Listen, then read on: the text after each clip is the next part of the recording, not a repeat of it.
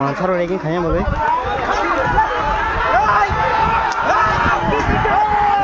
छारो रेगी खाया खाया अरे आप लोग इतने लोग क्या कर रहे हैं 200 मीटर के अंदर जाना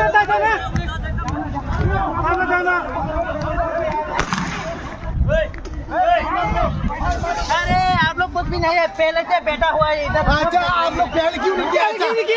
ऐसा पहले क्यों नहीं किया हाँ ऐसा पहले क्यों नहीं किया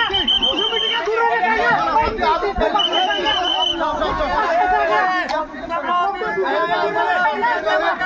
आगे मत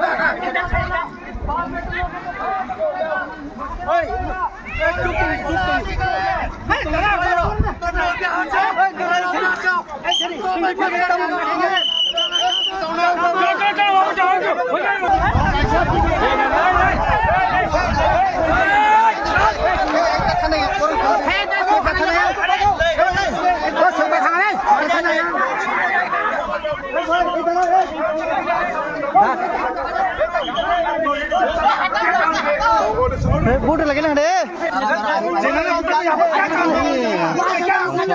बेचो खाने भाई फिर बेचो